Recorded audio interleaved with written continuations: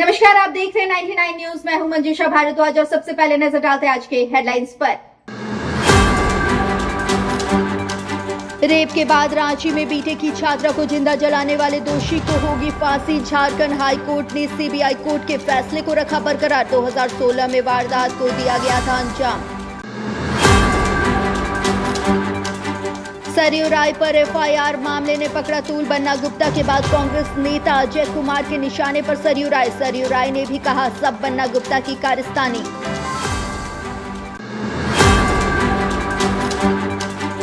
बिहार में बीजेपी नेता की हत्या के बाद सियासी बवाल। आरजेडी के सवाल पर भड़की बीजेपी, कहा अपराध में विरोधियों का ही हाथ।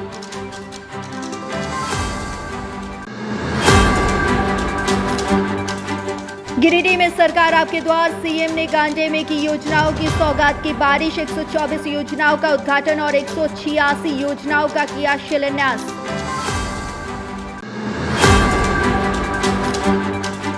त्योहार से पहले टाटा स्टील के कर्मचारियों को फेस्टिवल गिफ्ट। कर्मचारियों का हो गया बोनस समझौता। बोनस फंड में 300 करोड़ की आई राशि, 17% के बराबर बोनस। झारखंड हाईकोर्ट ने बीटेक की छात्रा के साथ दुष्कर्म और हत्या करने के जुर्म में जेल में बंद राहुल राज को बेल देने से इनकार करते हुए उसकी फांसी की सजा को बरकरार रखा है। हाईकोर्ट ने राहुल राज की अपील याचिका खारिज कर दी है। राहुल राज को रांची सीबीआई की स्पेशल कोर्ट ने फांसी की सजा सुनाई थी, जिसके खिलाफ उसने हाईकोर्ट में याचिका दाखिल की थी। हाईकोर्ट के जस्टिस आनंद सेन और जस्टिस गौतम कुमार चौधरी की खंडपीठ ने इस मामले की सुनवाई की। रांची सीबीआई की विशेष कोर्ट ने 20 दिसंबर 2019 को राहुल राज को दोषी करार देते हुए 21 दिसंबर उसे फांसी की सजा सुनाई थी। 15 दिसंबर 2016 को इस वारदात को अंजाम दिया गया था। बीटेक की छात्रा के साथ दुष्कर्म के बाद जिंदा जला देने के मामले पर सुनवाई करते हुए झारखंड उच्च न्यायालय में माननीय न्यायमूर्ति आनंद सेन एवं न्यायमूर्ति गौतम कुमार चौधरी की खंडपीठ ने हत्या के दोषी राहुल राज की अपील याचिका को खारिज करते हुए उनकी फांसी की सजा को बरकरार रखा है। झारखंड में विधानसभा चुनाव से पहले नीतीश कुमार की पार्टी झारखंड में सियासी जमीन तलाशने में जुटी है। इसी कड़ी में रांची में जेडीयू की प्रदेश कार्य समिति की बैठक आयोजित की गई।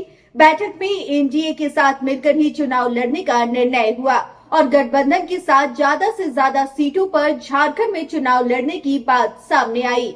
बैठक में जेडीयू के कार्यकारी अध्यक्ष संजय झा, बिहार सरकार में मंत्री अशोक चौधरी, जेडीयू में हाल में ही शामिल हुए जमशेदपुर पूर्वी से विधायक सरयू राय, सांसद खीरू महतो समेत प्रदेश के कई जेडीयू नेता भी शामिल हुए। लेके बैठक थी जो आगे जो चुनाव आने वाला है, पार्टी का एक बड़ा आधार रहा है हमेशा से झारखंड में। हमारे मंत्री होते रहे, एमएलए होते रहे, आज भी हमारे खीरू महतो जी यहाँ से राज्यसभा के सांसद हैं, झारखंड से ही सांसद है। मुख्यमंत्री जी का लगाव है, एक ही स्टेट था पहले, सहोदर भाई थे जैसे हमारे अशोक चौधरी जी मंत्री जी बोलते हैं। तो ये एक है और आने वाले चुनाव में पार्टी यहाँ चुनाव लड़ेगी, उसी की तैयारी के लिए हम लोग बैठे। आदमी से मजबूत नहीं होता है। पहले भी यहाँ असंख्य कार्यकर्ता हैं, लोग आए थे, चुनाव का समय है, सबका विचार यही हुआ कि चुनाव एनडीए के साथ लड़ना है और राष्ट्रीय नेतृत्व को जिम्मा दिया गया कि आप बातचीत करिए। उन्होंने भी कहा कि हमारी बातचीत भाजपा के केंद्रीय नेतृत्व से हो रही है और यही तय हुआ कि बातचीत में अधिकतम सीट लेने का प्रयास करिए, जो भी सीट मिल जाए उस पर तैयार अगर आप होते हैं तो पूरे पार्टी के लोग उसके लिए काम करें। इधर भ्रष्टाचार के मामले में रांची में दर्ज एफआईआर को लेकर सरयू राय ने स्वास्थ्य मंत्री बन्ना गुप्ता की साजिश बताई। सरयू राय ने मंत्री बन्ना गुप्ता पर आरोप लगाते हुए कहा कि बन्ना गुप्ता खुद आपराधिक छवि वाले एक शख्स को आगे कर उनके खिलाफ मामला दर्ज करवा रहे हैं। उन्होंने कहा कि उनके खिलाफ ये कोई पहली एफआईआर नहीं है, 2021 से ही उनके खिलाफ ये साजिश रची जा रही है। ये एफआईआर पहला एफआईआर नहीं है, इसके पहले पिछले साल धुरवा थाना में ठीक इसी बात पर एफआईआर हुआ था उसके और एक साल पहले एसीबी में लोन लीक कर दिया। उसके एक साल पहले राज्यपाल से जमशेदपुर मेमोरेंडम देकर मिले। 2021 में भाजपा के कुछ नेताओं ने इस बात को उठाया, तो 2021 से आज तक लगातार फोरम हंटिंग हो रही है। अलग अलग फोरम पर लोग एक ही बात को लेकर जा रहे हैं कि कहीं से उनका हित सध जाए, वो नहीं हो रहा है। तो अभी जो FIR है वो FIR तो नए नए मंत्री बने हैं बन्ना गुप्ता जी, ये उनकी कारस्तानी है। उन्होंने एक ऐसे व्यक्ति को आगे करके FIR कराया है जिसका चरित्र अपने ही संदिग्ध है, जो यहाँ के गैंगस्टर्स लोगों के साथ रहा है, जो आपराधिक मामलों में जेल गया है। और इस FIR को किसी चतुर अधिवक्ता से बनवाया गया है, क्योंकि इसमें आधी बातों को छुपा लिया गया है, आधी बातों को कहा गया है। तो ये कोई सामान्य आदमी नहीं कर सकता जब तक कोई चतुर अधिवक्ता का दिमाग इसके पीछे नहीं हो। आसू सुप्रीमो सुदेश महतो ने जिस तरह झारखंड सरकार की योजनाओं पर सवाल उठाए, सरकार की योजनाओं को सुदेश महतो ने चुनावी एजेंडा करार दिया है, उसे लेकर अब झामुमो ने सुदेश महतो पर पलटवार भी किया है। देखिए, पहले तो जो आंकड़े ये पेश कर रहे हैं और जो ये क्लेम कर रहे हैं कि बायोडाटा हम लोगों ने इकट्ठा किया, सब फर्जी है, नकली है, फैब्रिकेटेड है। कहीं किसी गांव में आजसू के कार्यकर्ता न घूमे हैं न उन्होंने इकट्ठा किया है, और वो घूम भी नहीं पाएंगे। सबसे ज़्यादा आक्रोश गांवों में तो आजसू के प्रति ही है। ये भाजपा की पिछलग्गू बनकर जब तक ये लोग थे सत्ता में, इन लोगों ने क्या किया, जनता आकलन कर रही है। आपका जब समय था तो आपने तो किसी को रोजगार नहीं दिया, आपने किसी को जो वादे थे आप जो करके आए थे वो भी आपने नहीं दिया। आपने तो छलने का काम किया, ठगने का काम किया। जुमला से काम चलेगा क्या? ये झारखंड है, झारखंडी भावनाओं से खिलवाड़ मत कीजिए। सरना धर्म कोड आपने लागू नहीं किया, आप उसी पार्टी के साथ हैं। तो ये सिर्फ जुमलाबाजों की पार्टी है, ये लोग बेबुनियाद बातें करेंगे और ये गलत तथ्य सामने रखकर दिग्भ्रमित करना चाहते हैं, उससे ज्यादा कुछ नहीं। जनता फैसला करेगी, बस अब कुछ दिन बाकी है, जनता पर सब छोड़ दिया जाए। सरकार आपके द्वार कार्यक्रम का कारवां लेकर मुख्यमंत्री हेमंत सोरेन अपने कैबिनेट के साथ गिरिडीह पहुंचे। गांडे के कैलडी मैदान में मुख्यमंत्री हेमंत सोरेन ने जिले को करोड़ों रुपए की योजनाओं की सौगात दी। मुख्यमंत्री ने गांडे में 132 करोड़ की 70 लाख की 124 योजनाओं का उद्घाटन और 332 करोड़ की 44 लाख की 186 योजनाओं का शिलान्यास किया। कार्यक्रम को संबोधित करते हुए सीएम विपक्ष पर भी जोरदार तरीके से बरसे। इधर गिरिडीह में सरकार आपके द्वार कार्यक्रम में शामिल होने से पहले हेमंत सोरेन का एक वीडियो खूब वायरल हो रहा है। वीडियो में मुख्यमंत्री हेमंत सोरेन हेलीकॉप्टर में बैठे नजर आ रहे हैं। वीडियो ग्रामीण विकास मंत्री इरफान अंसारी बना रहे हैं। इस दौरान हेमंत सोरेन इरफान अंसारी से पूछते भी है कि वीडियो बना रहे हो। जवाब में इरफान अंसारी हाँ में कहते हैं। 25 सेकेंड के इस वीडियो में हेमंत सोरेन और इरफान अंसारी हेलीकॉप्टर में बेहद खुश नजर आ रहे हैं। वीडियो में मंत्री सत्यानंद भोक्ता भी नजर आ रहे हैं। हेलीकॉप्टर के उड़ान भरने से पहले का ये वीडियो है जिसे लोग खूब पसंद भी कर रहे हैं। वीडियो बना रहे हो?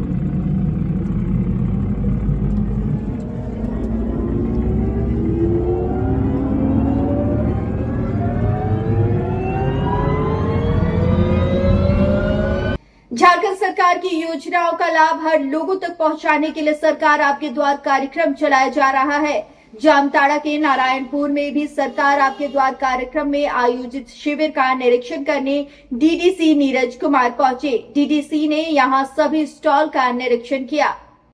झारखंड सरकार की ओर से सरकार आपके द्वार कार्यक्रम 30 अगस्त से चालू किया गया है, ये 24 सितंबर तक चलेगा।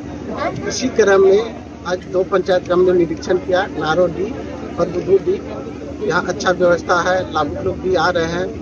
सरकार की जो भी योजनाएं चल रही सभी से रूबरू हो रहे हैं और हमारे स्टाफ भी लगे हुए हैं। सभी समस्याओं का समाधान किया जा रहा है, आवेदन भी लिया जा रहा है और ऑन द स्पॉट समाधान भी किया जा रहा है। कुछ ऐसी प्रक्रिया है जो बाद में होना, जैसे आवास हुआ, पेंशन हुआ, उस समय फॉर्म दिया जा रहा है अभी, फिर उसको कंप्यूटर में एंट्री किया जाएगा, उसके बाद पास होगा, उसके बाद मिलेगा। जितने भी लाभुक है सबसे अनुरोध है कि घबराएं नहीं, अगर आज आवेदन दे सके तो ठीक है, नहीं दे पाएंगे तो कल भी दे देंगे किसी पंचायत में जाके, वहाँ भी उनका लिया जाएगा। उसके बाद भी नहीं दे सके तो ब्लॉक में जाके देंगे। कुछ ऐसी योजना है जो कि लगातार सालों भर चल रही है, आगे भी चलते रहेगा। झारखंड में विधानसभा चुनाव से पहले सभी पार्टियां रेस है। तमाम पार्टियों ने चुनाव की तारीख की घोषणा से पहले संगठन मजबूती पर फोकस कर दिया है। झारखंड कांग्रेस के अध्यक्ष केशव महतो कमलेश भी इस कड़ी में संगठन मजबूती की कवायद करने चाईबासा पहुंचे। यहां उन्होंने कांग्रेस कार्यकर्ताओं के बीच जीत का मंत्र दिया। लगातार 26 तारीख से विभिन्न जिलों का हम लोग दौरा कर रहे हैं और अपने कार्यकर्ताओं के साथ उनकी बातों को सुन रहे हैं और जो भी फीडबैक हम लोग को मिल रहा है सारे चीज़ को हम लोग संज्ञान में ले रहे हैं और उसी के आधार पर फिर हमारी बहुत जल्दी मैनिफेस्टो कमेटी का भी गठन होगा। उसमें हम लोग उन सारे विषयों को रखने का काम करेंगे और अभी तो देख रहे हैं कि किस तरह से कार्यकर्ताओं में उत्साह है और इन लोगों को कांग्रेस के जो हमारी गठबंधन की सरकार है उसको जन जन तक लाभ पहुंचाने के लिए सबको और ज़्यादा गति देने का काम कर रहा है ताकि नीचे स्तर के लोगों को इसका लाभ मिल सके। दानापुर में नासरीगंज घाट पर स्कूल जाने के लिए शिक्षकों को लाइफ जैकेट के लिए घंटों इंतजार करना पड़ा। काफी देर के बाद लगभग 300 शिक्षक के लिए 130 लाइफ जैकेट ही लाया गया, जिसको लेकर शिक्षकों में नाराजगी दिखी। सुपौल में कोसी तटबंध के अंदर पीपरा खुर्द पुल के समीप नीचे लटकती हाई वोल्ट की तार हादसे को बुलावा दे रही है। 13,000 वोल्ट की तार से दुर्घटना की आशंका हमेशा बनी रहती है, मगर बिजली विभाग इससे बिल्कुल बेखबर है। दरअसल कोसी तटबंध का यह इलाका 3 से 4 महीने जलमग्न रहता है। ऐसे में दुर्घटना की ज्यादा संभावना रहती है। वहीं लोगों ने बिजली विभाग से तार को ऊपर करने की मांग की है। बिजली विभाग के द्वारा जो है 11,000 तार जो बलवा को पहुंचाया गया है पिपरा खुर्द पुला के पास, जहां बलवा और पिपरा खुर्द सीमा है वहीं पर पुला है, उसके पास जो है एकदम रोड में सटी हुई जो है सो तार 11,000 गई है, जिसमें बार बार दुर्घटना कोई न कोई घटना घटते रहती है। हम लोग ने जेई को एसडीओ को कई बार कहे हैं कि इस तार को ऊपर करके जो है आप ले चलिए, लेकिन अभी तक इस पर कोई ध्यान नहीं दिया है। दानापुर के नासरीगंज महतो घाट पर गंगा नदी में नहाने के दौरान एक 12 साल के बच्चे की डूबने से मौत हो गई। वहीं गंगा में डूबने की खबर मिलते ही परिजनों में कोहराम मच गया। घटना की सूचना मिलने पर एसडीआरएफ की टीम बच्चे की तलाश में जुटी है। दानापुर थाना अंतर्गत नासरीगंज फक्कर महतो घाट से एक बच्चे रणबीर कुमार आयु 12 वर्ष जो कि नासरीगंज के रहने वाले थे कि डूबने की सूचना मिली, जिसके आधार पर एसडीआरएफ के मदद से बच्चे को खोजने का प्रयास किया जा रहा है। अभी तक बच्चा बरामद नहीं हुआ है, लगातार उनका खोज जारी है। त्योहार से पहले टाटा स्टील के कर्मचारियों की बल्ले बल्ले हो गई है। त्योहार से पहले टाटा स्टील के कर्मचारियों को बोनस का तोहफा मिल गया है। टाटा स्टील के कर्मचारियों के बोनस पर समझौता हो गया है। काफी जद्दोजहद के बाद बोनस समझौता होने से स्टील कर्मचारियों में खुशी नजर आई। कर्मचारियों को बोनस के तौर पर 17% के बराबर राशि आ रही है।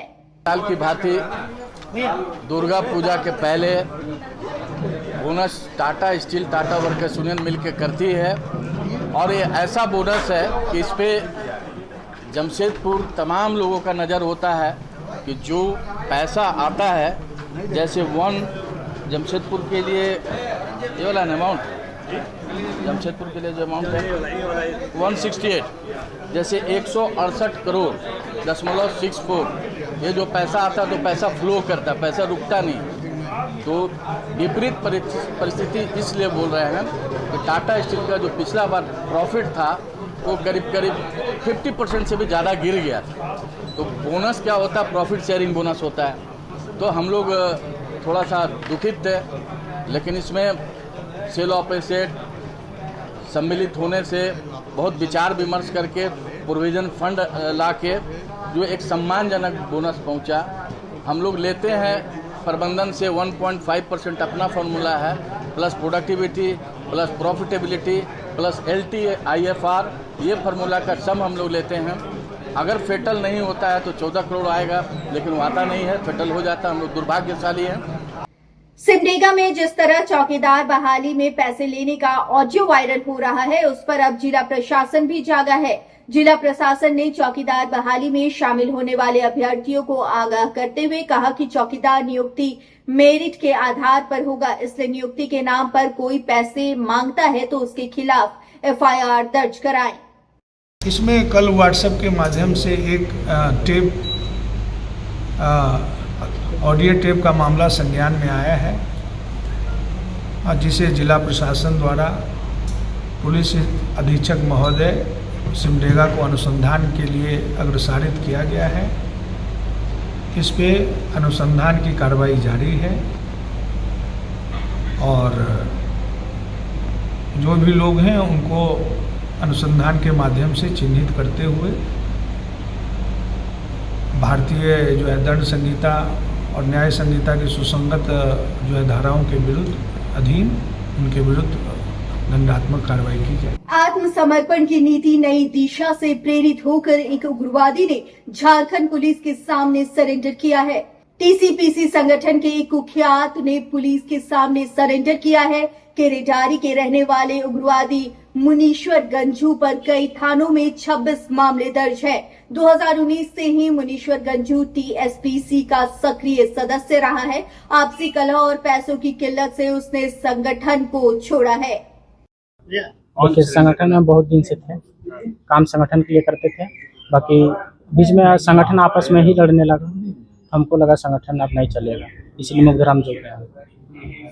बाकी पुलिस पदाधिकारी जो भी हैं बुलाएं, सरेंडर करवाएं। कौन करवाया सरेंडर? सीआरपीएफ में जो सरेंडर पड़ोसी है। इनकी बात को सबसे अहमियत दिया सरेंडर करने में। सरेंडर पड़ोसी देखिए, ये डमारू केरेडारी थाना का गांव है, वहाँ का रहने वाला है मुनीश्वर गंजू, जो टीएसपीसी संगठन में 2018-19 के आसपास शामिल हुआ था और लगातार कई घटनाओं में ये शामिल था। टीएसपीसी से कुल इसका आपराधिक इतिहास देखेंगे तो ये 26 कांडों में इसका नाम आया है और उसमें अधिकतर जो है वो रंगदारी मांगने, लेवी मांगने, आगजनी करने, हत्या का प्रयास करने, इस तरह के मामले हैं और ये बड़ा ही खतरनाक उग्रवादी था। मैं धन्यवाद दूंगा सीआरपीएफ रांची रेंज और सीआरपीएफ 133 बटालियन के पदाधिकारियों का, जिन्होंने इनसे प्रथम संपर्क किया। 10 सितंबर को झारखंड के कई जिलों में जन शिकायत समाधान कार्यक्रम की शुरुआत होने जा रही है। इस जन शिकायत समाधान कार्यक्रम में फरियादियों की समस्याओं का ऑन स्पॉट समाधान होगा।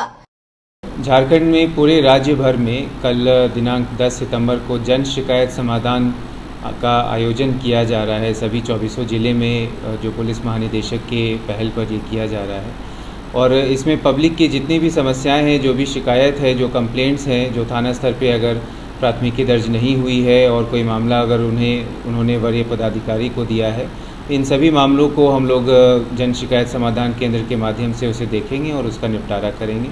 पटना में बीजेपी नेता की हत्या पर बिहार में सियासी तूफान आया है। बिहार में बढ़ते अपराध को लेकर विपक्ष ने सरकार को निशाने पर लिया है। लॉ एंड ऑर्डर को लेकर आरजेडी ने एनडीए सरकार से सवाल पूछे हैं तो बीजेपी ने जवाब में विपक्ष को ही निशाने पर ले लिया है। मंत्री दिलीप जायसवाल ने कहा कि विपक्ष अपने अपराधियों को अगर समझा देते तो 70% अपराध बिहार में कम हो जाएगा। बिहार में इस डबल इंजन की एनडीए सरकार में अपराधियों का बहार है और जिस तरह से आज सुबह सवेरे ही पटना सिटी में राजधानी में एक भाजपा नेता की गोली मारकर हत्या कर दी गई। लगातार हत्याओं का दौर जारी है। अपराधियों का मनोबल इस कदर बढ़ा हुआ है, कब कौन कहां किसे गोली मार दे इसका पता नहीं है। जब सत्ताधारी दल के नेता सुरक्षित नहीं हैं तो आम लोग तो भगवान भरोसे हैं। ये महा अपराधी राज कायम हो गया है बिहार में। सुशासन को गोलियों से तार तार किया जा रहा है, छलनी किया जा रहा है अपराधियों के द्वारा और सत्ता में बैठे हुए लोग चुप हैं। और 2005 के पहले की याद दिलाने वाले लोग आज बताएं कि ये क्या हो रहा है बिहार में। महा जंगल राज, महा अपराधी राज चला रहे हैं और इस सरकार को एक दिन भी रहने का नैतिक बल नहीं है। अब जनता त्राहिमाम कर रही है, जनता कराह रही है और पूरा बिहार अपराधियों के चंगुल में है। दुखद घटना है, हम मर्माहत हैं। एसएसपी से बात हुई है, पुलिस के वरीय पुलिस अधीक्षक से। एक अपराधी चिन्हित हो गया है, अपराधी पकड़ा जाएगा, सरकार की सोच है कि अपराध नहीं हो, और अगर कोई अपराध की घटना घटती है तो अपराधी को सजा मिले। ये सरकार का स्पष्ट सोच है। विपक्ष सवाल उठा रहा है सर कि लगा अपराधी बाहर घूम रहे हैं, सरकार कुछ कर नहीं रही। विपक्ष कम से कम अपना अपराधी सबको समझा दें कि अपराध नहीं करे। इसका चिंता विपक्ष करे तो हमारा 70% अपराध रुक जाएगा। 30% तब हमको मेहनत करना पड़ेगा, क्योंकि जहाँ भी अपराध हो रहा है, जहाँ बलात्कार हो रहा है, सब विपक्ष के लोग कहीं ना कहीं से उनसे संबंधित होते हैं। तो उतना वो मदद कर दें कि अपने अपराधी को कम से कम थोड़ा सा ये समझाने का प्रयास करें। अमेरिका में राहुल गांधी की तरफ से भारत में रोजगार को लेकर उठाए गए सवाल पर चिराग पासवान का बयान सामने आया है। पटना पहुंचे चिराग पासवान ने कहा कि उन्हें भारत में ही सारी बुराइयां नजर आती है। साथ ही उन्होंने राहुल गांधी को नसीहत देते हुए कहा कि विदेशों में जाकर देश की छवि ऐसे ना बनाएं। अपने देश में ही सारी बुराइयां दिखती हैं और दूसरे देशों में उन्हें लगता है कि सब बहुत अच्छा चल रहा है, और विदेश में जाकर जिस तरीके से भारत की बुराई करने की एक आदत राहुल जी की बन गई है, ये कहीं ना कहीं गलत राजनीति की परंपरा की शुरुआत है। झारखंड में बीजेपी के चुनाव सह प्रभारी और असम के मुख्यमंत्री हिमंता बिस्वा शर्मा देर शाम रांची पहुंचे। हिमंता बिस्वा शर्मा का एयरपोर्ट पर जोरदार स्वागत हुआ। हिमंता बिस्वा शर्मा का रांची में कई कार्यक्रम है, जिसमें उत्पाद सिपाही दौड़ में जान गंवाए एक युवा के परिजनों से मिलना भी है। पहला बात यही है कि ये वैक्सीन सुरक्षित है। ये ट्वीट किसने किया था? वैक्सीन लेने के लिए लोगों को आह्वान किसने किया? हेमंत सोरेन जी ने ही किया था। हम लोग सबने वैक्सीन लिया, हम लोगों का तो कुछ नहीं हुआ है। अभी मुझको ये पूछना है हेमंत सोरेन जी को, क्या आप झारखंड का युवाओं को कोई अलग वैक्सीन दिया था क्या? इधर पटना नगर निगम में स्वच्छता अभियान को लेकर नई मुहिम शुरू हुई है। पटना नगर निगम अब घर घर के कचरे के सेग्रीगेशन को लेकर नई मुहिम शुरू कर रहा है। इसे लेकर नगर विकास विभाग के मंत्री नितिन नवीन ने कहा है कि इसके लिए 375 लोगों की टीम बनाई गई है। 19 सितंबर को बापू सभागार में राज्यपाल इस मुहिम का आगाज करेंगे। उसके दृष्टि से जहां अभी हम लोगों ने डोर टू डोर कैंपेन को सफलतापूर्वक आगे बढ़ाया, वहीं अब इसके आगे कलेक्शन के बाद सेग्रीगेशन और प्रोसेसिंग को लेकर नगर विकास आवास विभाग और एवं पटना नगर निगम पूरी टीम के रूप में इस मिशन को आगे बढ़ा रही है। और इसके दृष्टि से पटना के सभी 75 वार्ड में नगर निगम के द्वारा 375 टीमें निकाली जा रही हैं, जो सेग्रीगेशन के इस विषय को जन भागीदारी बनाएगी। कैमूर में एक महीने के अंदर चोरी हुई 21 मोटरसाइकिल को कैमूर पुलिस ने बरामद कर लिया है। वहीं 17 बाइक चोरों को भी गिरफ्तार किया है। इस बेहतरीन काम के लिए सभी पुलिस कर्मियों को सम्मानित भी किया जाएगा। देखिए, इसमें कैमूर में लगातार वाहन चोरी की कई घटनाएं प्रतिवेदित हो रही थी। इसमें एक विशेष टीम का गठन किया गया था, डीआई की टीम को लगाया गया था तथा एसएचओ को भी सेंसिटाइज किया गया था। इसके कारण माह अगस्त से अब तक कुल 21 मोटरसाइकिल चोरी का हम लोगों ने बरामद किया है और कुल 17 वाहन चोर को गिरफ्तार करने में कैमूर पुलिस ने सफलता प्राप्त की है। इसके अलावा 2 ट्रैक्टर और 4 साइकिल भी चोरी का बरामद किया गया है। मधुबनी में डीएम ने समाहरणालय से हरी झंडी दिखाकर पशु चिकित्सा चलंत अस्पताल को रवाना किया। बीमार पशुओं को अब त्वरित एवं गुणवत्तापूर्ण चिकित्सा उपलब्ध कराई जाएगी। बीमार पशुओं को चिकित्सालय लाने में लगने वाले समय और खर्च की भी इसमें बचत होगी। बहुत खुशी की बात है, पशुपालन डेयरी विभाग के द्वारा ये मोबाइल पशु चिकित्सालय आज जो है हरी झंडी दिखाई गई है। पूरे बिहार में भी आज माननीय मुख्यमंत्री जी को हरी झंडी दिखाई गई। अपने जिला में भी अभी एक गाड़ी को हम लोग हरी झंडी दिखा के रवाना किया है और बहुत ही अच्छा कॉन्सेप्ट है। हर प्रखंड के लिए एक मोबाइल पशु चिकित्सालय अपने जिला में आ रहा है। अभी आज एक रवाना किए हैं। और इस वक्त के बुलेटिन में इतना ही। आगे की खबरों के लिए आप बने रहे हमारे साथ 99 न्यूज पर। नमस्कार।